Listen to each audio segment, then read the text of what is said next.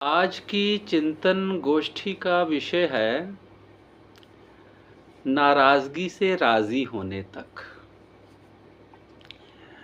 जिसे हम कह सकते हैं असंतुष्टि से संतोष की ओर, डिससेटिस्फैक्शन से सेटिस्फैक्शन तक की यात्रा जो है,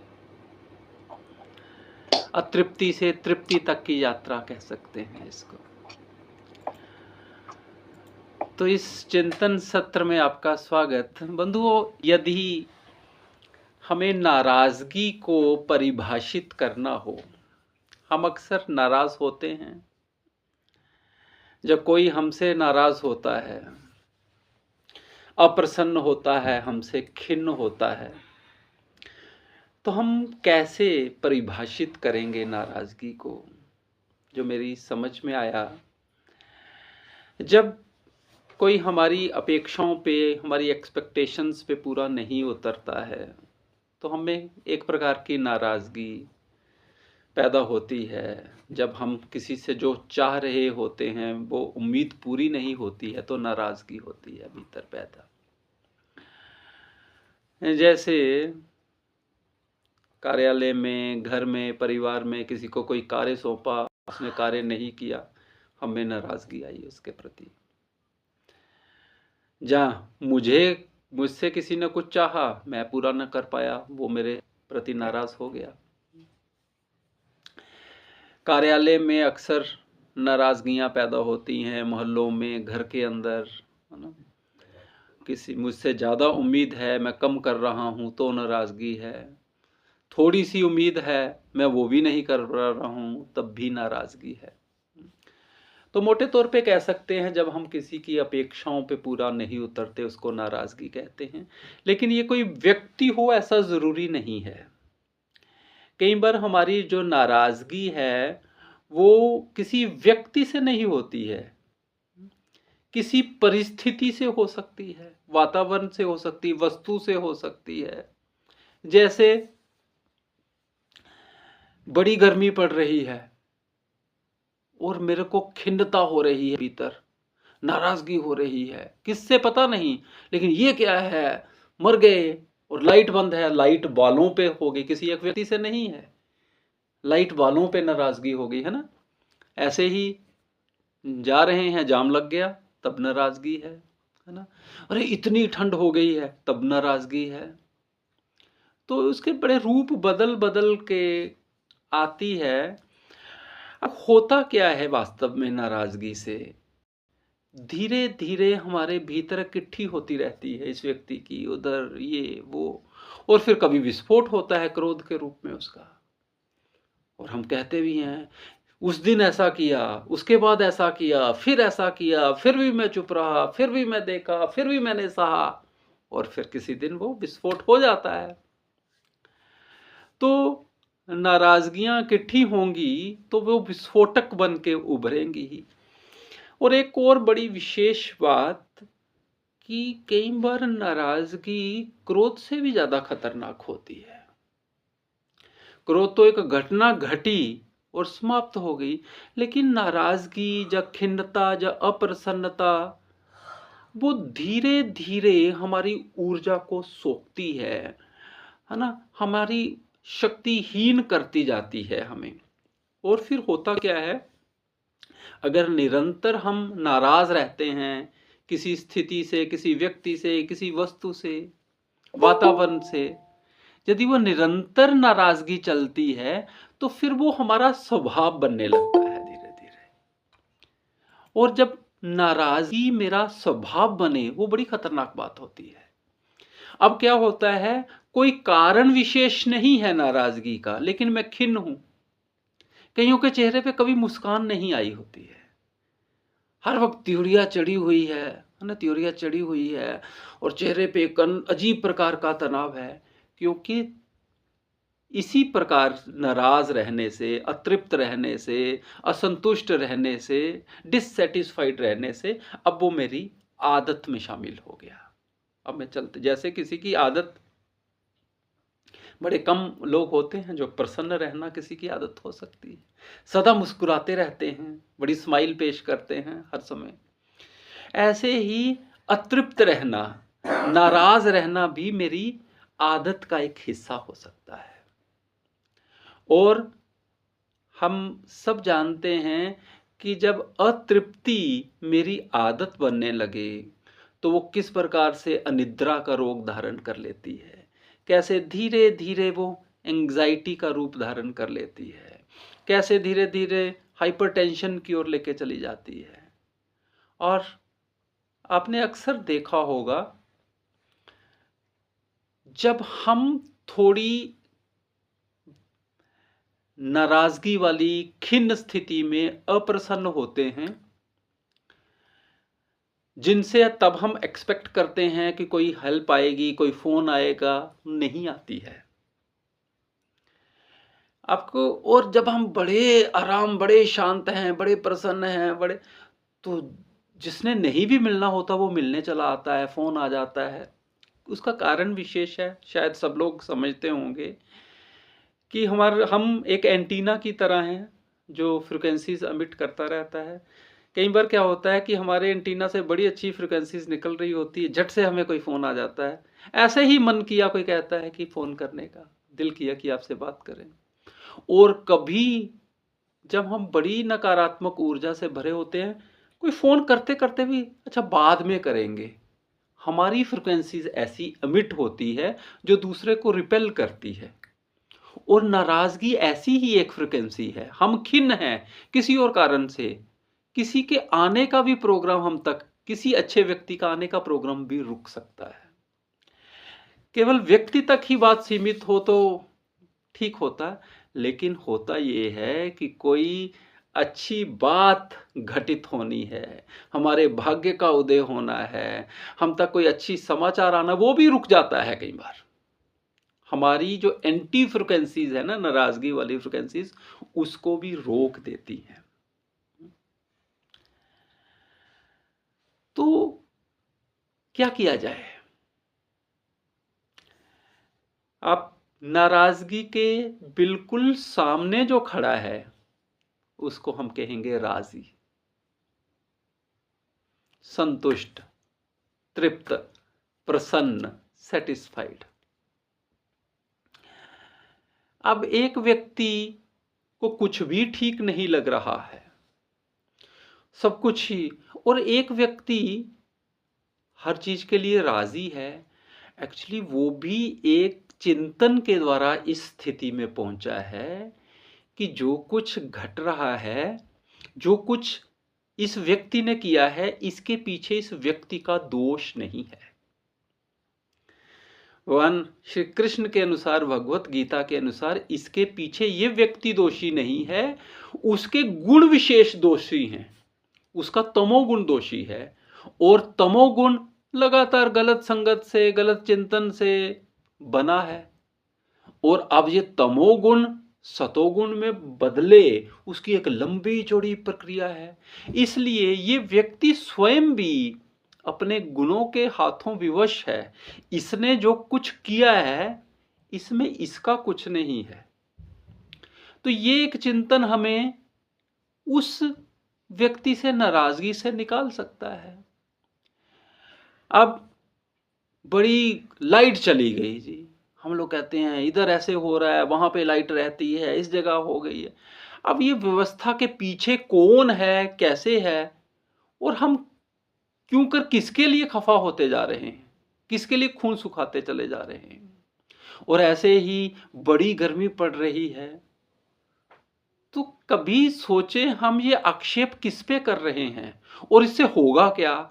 होगा केवल इतना ही, लगातार नाराज रहने से, खिन्न रहने से हमारी ही एनर्जी क्षीण होती चली जाएगी, और फिर हमारी और डिप्लीशन होगी, और शक्तिहीन होंगे, और नाराजगियां बढ़ेंगी। ये सर्कल तो समाप्त होने वाला नहीं है। कहीं रुक जाया जाए अगर, और रुकना हमेशा संभव होता है समझ के, ज्ञान के द्वारा, चिंतन के द्वारा, कि जिस वक्त मैं दूसरे को दोषी मान रहा हूं, इसने ऐसे किया मैं इससे नाराज हूं, इसने ऐसा किया मैं नाराज हूं, तो हमारे जीवन में एक बात तो बड़ी विशेष है। वो विशेष बात ये है कि कभी भी जो हमारा विरोधी रहा है, हमारा शत्रु रहा है, जिससे हम नाराज़ रहे हैं, कोई एक व्यक्ति रहा नहीं है। वो बदलते चले गए हैं। परिवेश भी बदलता चला गया है, व्यक्ति या वस्तु भी बदलती चली गई है। इसका अर्थ है कोई एक व्यक्ति रिस्पॉन्सिबल नहीं है, उसके पीछे के बड़े सारे फैक्टर हैं। अब एक व्यक्ति को कोई कार्य सौंपा, उसने कार्य किया नहीं, उसके पीछे उसकी सामर्थ्यहीन है वो, उसके अंदर वो कैपेबिलिटी ही नहीं है, उसके अंदर वो डिसिप्लिन्ड ही नहीं है, उसके अंदर वो स्किल ही नहीं है, उसके जेनेटिक कैरेक्टर ही ऐसा नहीं है। कितने सारे फैक्टर हैं। उसकी तरबियत ही ऐसी, उसकी ट्रेनिंग ही ऐसी नहीं हुई है कि वो एकदम एक वो ऐसी सोच डेवलप हो। तो जब हम सोचेंगे, यही गुणों की ही बात है कि उसके पीछे कितने फैक्टर हैं, हम किसको दोष दें। तो आदमी फिर एक बात पे आके रुकेगा कि ये दूसरों पे जो मैं नाराज़गी लगातार मेरे भीतर पैदा होती है, लगातार एक्सपेक्टेशन अपेक्षाएं जन्म लेती हैं, तो जो पीछे की जो मेरे चाहत का भाव है, जो मैं उम्मीद रख रहा हूं, जो मैं एक्सपेक्ट कर रहा हूं, वहां पे प्रॉब्लम है। तो क्या किया जाए? बजाय उसके कि मैं उससे एक्सपेक्टेशन करूं, मेरे को स्वयं पे अपनी कैपेबिलिटी को बढ़ा लेना चाहिए, अपने आप पे भरोसा कर लेना चाहिए, उसको छोड़ देना चाहिए। जब किसी व्यक्ति का स्किल उभरेगा, जब उसकी सोच उभरेगी, और तब वो स्वतः ही आ जाएगा कार्य करने के लिए। गुरुदेव सारथी जी कहा करते थे, हर समय दूसरों की सहायता के लिए, सेवा के लिए तैयार रहो। हर समय, बिना किसी भेदभाव के, जब भी किसी के लिए भी कुछ भी करना पड़े, तैयार रहो। लेकिन जब तुम्हें अपने लिए किसी से कोई सहायता लेनी है, तो केवल उस व्यक्ति से लेने का अधिकार है, ले सकते हो तुम, वो कहा करते थे, जो प्रसन्नता से सहायता करे, जिसको आपका कार्य करके भीतर से आनंद का अनुभव हो, केवल वहीं से। जो भी विवशता से करेगा, वो ऐसी फ्रीक्वेंसी जनरेट करेगा जो मेरा हित करने वाली नहीं होगी। तो ये सर्कल कभी टूटेगा नहीं। ये जो सर्कल है, मैंने एक्सपेक्ट किया, मेरी एक्सपेक्टेशंस पूरी नहीं हुई, है ना, ये सर्कल कभी नहीं जाएगा। जब मैं उस व्यक्ति से एक्सपेक्ट नहीं करता हूं, उम्मीद नहीं रखता हूं, तो एक चीज मैं कर देता हूं, मैं उसे स्वतंत्र कर देता हूं। और जैसे ही मैं दूसरे को स्वतंत्रता देता हूं, मैं स्वयं स्वतंत्र हो जाता हूं। वास्तव में मैं जब दूसरों से एक्सपेक्ट कर रहा हूं, तो मैं अपनी मानसिक चाहत के द्वारा उसको विवश कर रहा हूं। मैं एक प्रकार से उसे अपना गुलाम बना रहा हूं, चाहे वो संबंधों में हो या किसी और तरीके से हो। और जैसे ही मैं सोचता हूं कि जब इसके मन में होगा, जब ये प्रसन्नता से करेगा तो करेगा, मैं एक्सपेक्टेशन नहीं रखूंगा, स्वयं कर लूंगा, किसी और विधि विधान से वो कार्य करूंगा, तभी ये संभावना बनती है कि उसके अंदर कोई बदलाव आए और वो प्रसन्नता से करे, या फिर मैं स्वतः ही अपने आप को ऐसा समर्थवान बना लूं कि जरूरत ही ना रहे। तो एक ही तरीका है कि अपनी मैं जो चाहत है, जो मेरी दूसरे से उम्मीद है, जो मेरी एक्सपेक्टेशंस हैं, अपेक्षाएं हैं दूसरे से, उस पे लगाम लगा लूं मैं, और धीरे धीरे तब मेरे भीतर एक परिवर्तन आएगा कि मैं हर स्थिति परिस्थिति में राजी होने लगूंगा। अभी तक नाराजगी इसलिए है क्योंकि मैं राजी नहीं हूं, क्योंकि मैं दूसरों के भीतर उनकी क्षमताओं से काम चलाना चाह रहा हूं। मैं इस बात से अनभिज्ञ हूं कि मेरे भीतर वो सारी क्षमताएं हैं, वो सारे टैलेंट हैं कि मैं स्वयं की सहायता कर सकूं। तब जो भी जैसे भी आएगा, उसमें मेरी रजा होगी, उसमें मैं संतोष का अनुभव करूंगा। और होगा क्या कि मेरी जहां जहां एनर्जी किसी दूसरे व्यक्ति के भीतर ब्लॉक थी ना, किसी दूसरी सोच के भीतर, जैसे ही मैंने वहां से एक्सपेक्टेशन बंद की, वहां क्षमा किया, वहां से उम्मीद नहीं रखी, अपने ऊपर कार्य करना शुरू कर दिया, वैसे ही मेरी एनर्जी जो अलग अलग जगह पे बिखरी हुई थी वो सिमटने लगेगी, मेरे भीतर वापस आने लगेगी। वैसे ही मुझे लगेगा कि मेरे भीतर बड़ी सारी क्षमताएं जाग रही हैं।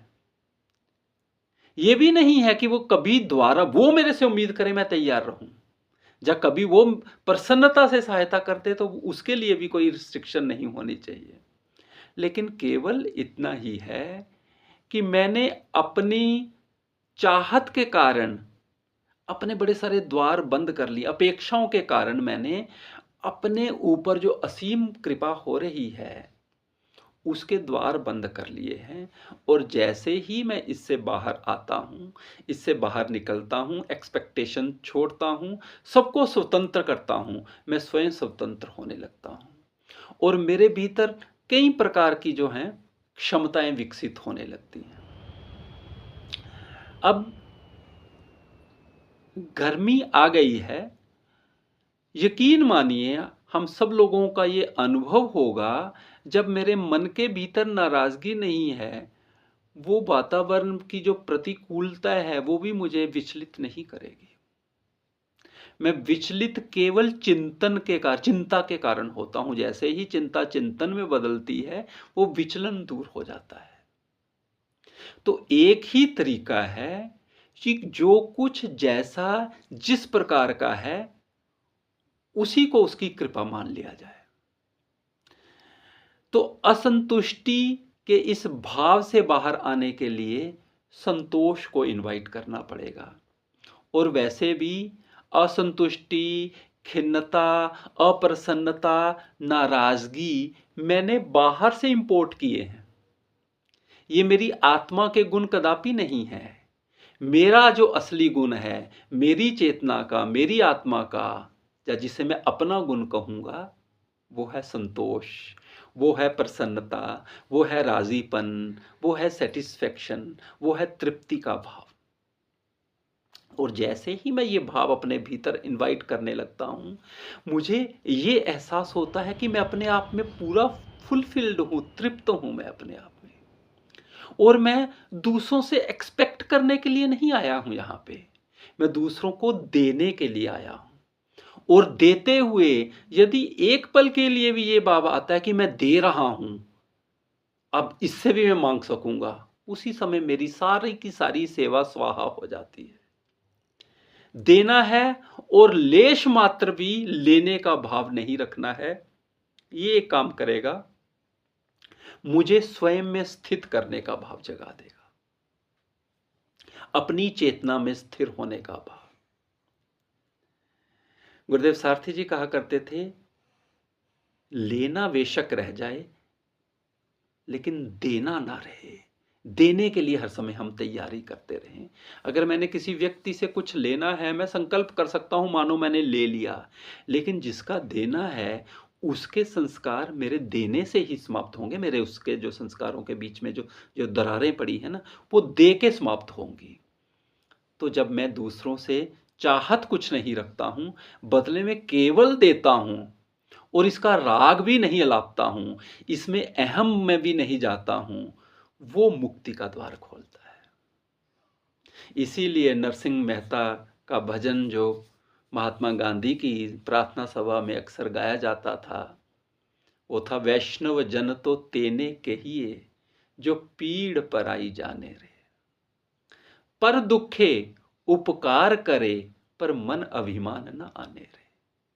दूसरे की सहायता करता है अपने आनंद के लिए, लेकिन ये एक क्षण के लिए भी नहीं सोचता है कि मैंने किया है कुछ इसके लिए बदले में। कोई चाहत ना रख के, कोई एक्सपेक्टेशन ना रख के, कोई उम्मीद ना रख के जब मैं दूसरों के लिए करता हूं, वो मेरे लिए असंख्य कृपाओं के द्वार खोल देता है, अनंत कृपाओं के द्वार खोल देता है। और बंधु, जिसके जीवन में नाराजगी से ये राजी होने तक की यात्रा आ गई, जो उसकी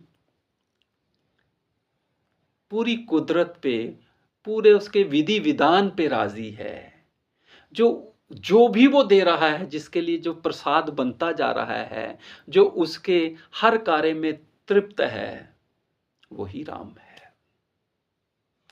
हाँ, सारे महापुरुष जिनका आज कीर्तिगान हम करते हैं, वो महापुरुष ही, वो भगवान ही इसलिए कहलाए कि उन्होंने उसकी रजा को अपनी रजा मान लिया।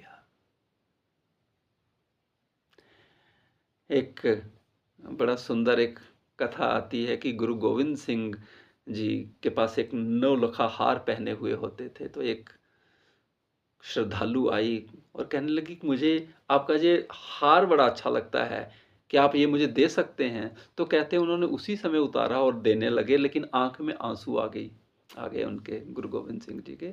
और वो कहने लगी, उनकी श्रद्धालु कहने लगी, नहीं मुझे नहीं चाहिए, आपकी आंखों में तो आंसू हैं, आप रो के दे रहे हैं।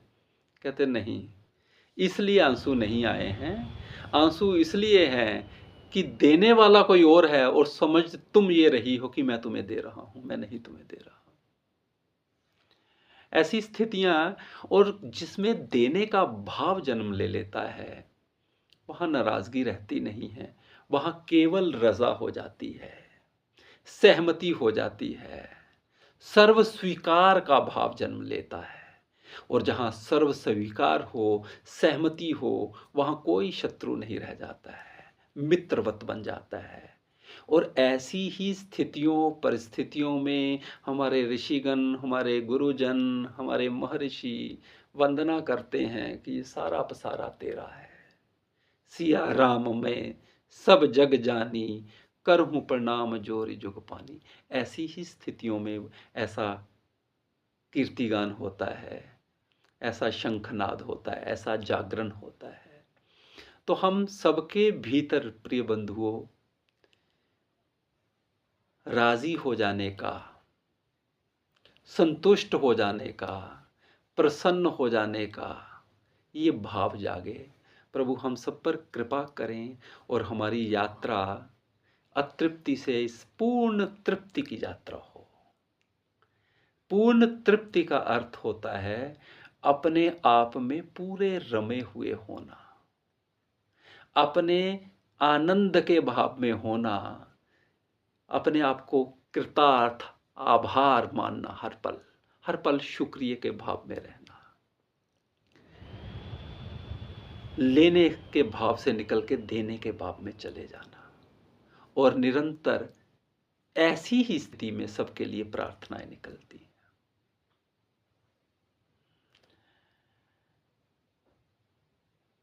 आभार आप सबका, आप सबको नमन, प्रणाम।